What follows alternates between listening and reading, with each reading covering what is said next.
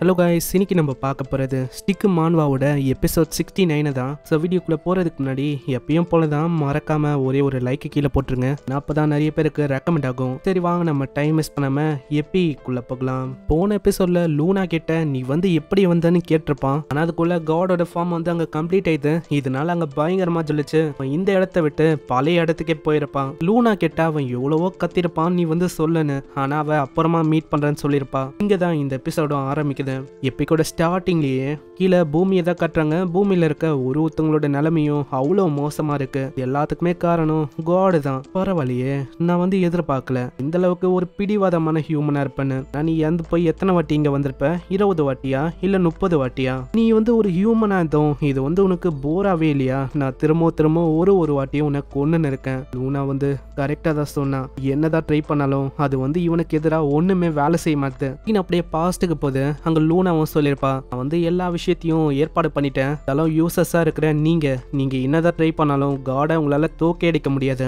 அவனும் அப்படி எழுந்து நிக்கிறா. அவளுக்கு ஒரு கையும் இல்ல. இருந்தாலும் இன்னொரு கையை வச்சு அங்க இன்னொரு கத்தி எடுக்கிறா. நான் வந்து விட போதில்ல. நான் அந்த பிரேவ் வாரியருக்கு கொஞ்சோண்டு டைமை கொடுக்கணும். அதனால நான் தான் கூட சண்டை போடுற மாதிரி இருக்கும். ஏன்னா நாங்க இங்க வந்ததுக்கு ஒரே ஒரு காரணம் அவரை சப்போர்ட் பண்றதுக்கு. ஓ, உனக்கு ஒரு கையில இருந்தாலும் இந்த மாதிரி நிலைமையிலையும் நீ வந்து என் கூட சண்டை போடணும்னு ஆசைப்படுறியா? பின்னாடியே லவ்வும் கத்துறா. ஹாங், நீ வந்து அப்படி பண்ணாத. நீ திரும்ப பண்ணா உன்னோட உயிருக்கு தான் திரும்ப ஆபத்து வரும். நான் ஹானஸ்டா சொன்னா எனக்குள்ள நிறையவே கோவம் இருக்கு. ஆஸ் அ குரோனோ லைஃப் யூசரா அதே மாதிரி நான் தான் இந்த கேமுக்கு ஒரு மெயின் கேரக்டரா இருக்கணும்னு ஆசைப்பட்டேன். நான் முடியல. இருந்தாலும் நான் உன்னை தாக்காம விட மாட்டேன். அப்படின்னு அப்படியே பாஸ்ட்டுக்கு போது லூனா எனக்கு வந்து இன்னமும் புரியல எதுக்காக நம்ம ஹீரோவை ஒரு காடா மாத்தணும். அது எதுக்குன்னா எனக்கு தெரிஞ்ச ஒரே ஒரு பர்சன் இது வந்து அவன் தான் இந்த கேமை ஃபுல்லாவும் அவன் ரொம்ப பிடிச்சு வளர்றான். அவனை மாதிரி ஒருத்தனை நான் பார்த்ததே இல்ல. அதே டைம்ல அவன் எதையுமே கண்டுக்க மாட்டான். சிம்பிளா சொன்னா ஒரு நோபு தான். இந்த விஷயத்தை கேட்டக்கப்புறம் எனக்கும் அங்க வேற வழி தெரியல. நான் வந்து இந்த உண்மையை ஒத்துக்கினேன். ஸோ இப்போ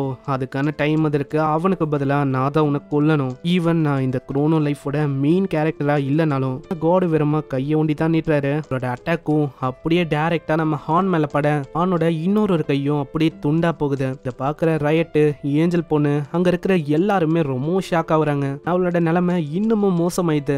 என்ன ஒரு கவலை கடமா இருக்கு உன் நிலைமை. ஒரு சாதாரணமான ஹியூமன் தான். உன்னால என்ன பண்ண முடியும்? என்ன இருந்தாலும் அப்ப கூட அவ விட்டு வைக்கல. அப்படியே கொஞ்சமா கிட்ட வந்து அந்த கத்திய வாயால எடுக்க ட்ரை பண்றா. பாக்குற காடும் அங்க பயங்கரமா சிரிக்கிறாரு. ஏய், உன்னால என்ன பண்ண முடியும்னு யோசிக்கிறேன். நீ வந்து என்ன உன்னோட தலைய வச்சு என் கூட சண்டை போட போறியா? அதாவது உன்கிட்ட இப்ப 2 கையும் இல்ல, வாயில கத்திய வச்சு என் கூட சண்டை போட போற. எனக்கு தெரியும் உங்களை கம்பேர் பண்றது வேஸ்ட் தானே. நீங்களாம் என் முன்னாடி ஒரு பூச்சி மாதிரி.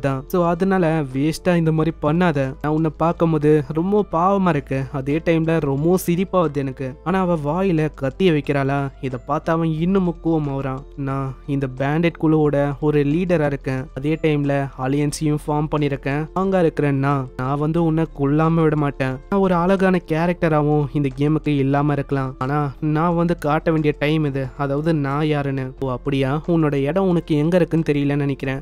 நான் உனக்கு காட்டுறேன். அங்க ஒரு பீமையும் அவன் தாக்குறான். இந்த பீம் டைரக்டா போய் நம்ம ஹாங் மேல பார்த்து அங்க லவ்லாம் பயங்கரமா கத்துறான். அவ்வளவுதான், கண்ணீர் விடுறதெல்லாம் வேஸ்ட். நான் அவ ஆல்ரெடி செத்து போயிட்டா. இப்போ யாரால என்ன பண்ண முடியும்? இவன் அவளால லாக் அவுட் பண்ணிட்டு லாகின் பண்ணாலும் திரும்பவும் வர முடியும். ஆனா வந்தாலும் இதே நிலைமை தான். வருவான், கையை வெட்டுவேன், தலையை வெட்டுவேன், ரிப்பீட். கையை வெட்டுவேன், தலையை வெட்டுவேன், ரிப்பீட்.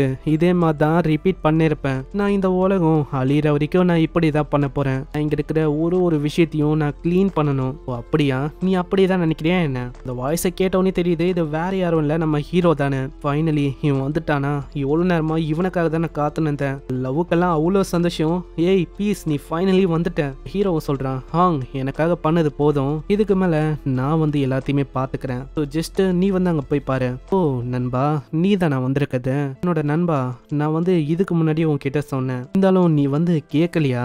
உன்னோட ஆன்சர் அது வந்து நீ இன்னமும் எனக்கு சொல்லவே இல்லை. அதனால தான் கேட்கிறேன் மை ஃப்ரெண்ட். வா நம்ம 2 பேரும் ஜாயின் பண்ணிக்கலாம். என் கூட ஜாயின் பண்ண போறியா? இல்லனா இதே மாதிரி செத்து திரும்பவும் வர போறியா இந்த மனுஷங்க மாதிரி? இல்ல வாய மூறியா? ஏன்னா நீ வந்து ரொம்ப எனக்கு கடுப்பேத்துற மாதிரி பேசின்னு இருக்க. இதுக்காக ஒன்னு நான் விட்டு வைக்க மாட்டேன்னு நினைக்காத. உன்னை அப்படியே பயங்கரமா அடிச்சு உன்னோட நிலைமைய ஒரு மாதிரி ஆக்க போறேன். என்ன நண்பா, நான் வந்து இதை சொல்றதுக்கு ரொம்ப கஷ்டப்படுறேன். இதுதான் உன்னோட ஃபைனல் டிசிஷனா? சரி அப்புறம் என்ன? அப்போ நீ வந்து என்ன தடுக்க பாக்குற? உன்னோட 99 ரீஇன்ஃபோர்ஸ்மெண்ட் ஸ்டிக் அதெல்லாம் என் மேல உரைக்கே ஆகாது. இப்போ நீ வந்து எனக்கு ஒரு சாதாரண சாதாரணமான ஹியூமன் மாதிரி தான். உன்ன மாதிரி ஒரு ஹியூமன் என்ன மாதிரி ஒரு காடை தோக்கடிக்க முடியுமா? நல்லா யோசிச்சு பாரு. அப்படியா? நான் திரும்பவும் உனக்கு வார்னிங்க கொடுக்குறேன். என்ன தப்பா இடப்படாத, ஏன்னா நீ இப்போ அழுவ போற. என்ன நண்பா நீ என்ன சொல்ற? எனக்கு புரியலையா? ஸ்கில் ஆக்டிவேட் நம்ம ஜியோ சொல்ல அவங்க கோல்டி டிசெண்டன்ட் மோட். இந்த ஸ்கில் ஆக்டிவேட் ஆகுது. அவனை சுத்தி ஒரு பிரகாசமான ஒளியும் அப்படி ஜொலிக்குது. பாக்குற லவ்க்கும் இப்பதான் எல்லா விஷயமும் புரியுது. லூனா சொல்லிருப்பா கூடிய சீக்கிரத்துல இவன் காடா மாற போறான்னு. நான் இவளோட பவர் எல்லாமே இப்போ ஹீரோக்கு வந்திருக்கும். ஏத்த மாதிரி இவனுக்கு எவ்வளவு தகுதி இருக்கும் அதுக்கேத்த மாதிரியே ஒரு டைட்டிலும் இவனுக்கு கிடைக்கும். இந்த சைடு காட் மோடும் ஆக்டிவேட் ஆகுது. அங்க ஹீரோவை சுத்தி ஒரு பயங்கரமான ஒளி இருக்கு. அதை பார்த்து எல்லாருமே அப்படி ஷாக் ஆகுறாங்க. ஏன் நம்ம கம்பெனி ஓனரு அவரே சிரிக்கிறாரு. பரவாயில்ல, அந்த ராஸ்கல் இந்த அளவுக்கு வந்துட்டானா, அவன் காடா மாறிட்டான். அதே மாதிரி இது பர்ஃபெக்டாவும் இருக்கு. இப்பதாங்க ஹீரோவோட கண்ணியை காட்டுறாங்க. கண்ணெல்லாம் சும்மா பயங்கரமா இருக்கு. உன்னை சுத்தி ஒரு பயங்கரமான ஆறாவும் இருக்கு. உன்னோட முடியோட கலரு எல்லாமே அப்படியே டிஃப்ரெண்டா இருக்கு. உன்னோட பேரும் காட் ஆஃப் கேயாஸா. இதுதான் உனக்கு கிடைச்ச ஒரு பேரு. அதாவது இது ஒரு பயங்கரமான பேரு. இப்படிப்பட்ட காடோட ஒரு டைட்டில் கிடைச்சிருக்கு. மேலதான் வேற லெவல்ல போகும். காடுக்கும் சண்டை. சோ என்ன ஆகுதுன்னு பாக்குறதுக்கு தயாரா இருங்க. என்ன எபிசோடு ரொம்ப சின்னதா இருக்குன்னு பாக்குறீங்களா? சாப்டர் ரொம்ப சின்னது, அதனால தான் எபிசோடும் ரொம்ப சின்னதா இருக்கு. சோ கவலைப்பட வேணாம். இதுக்கப்புறம் வர ஒரு எபிசோடையும் நான் லென்த்தை ஏத்திடுறேன். எபிசோடு கொஞ்சம் சின்னதா இருக்கும், அதை கொஞ்சம் அட்ஜஸ்ட் பண்ணிக்கோங்க. நான் உங்களை இதுக்கப்புறம் வர அந்த எபிசோட்ல சந்திக்கிறேன். அது வரைக்கும் சயனரா.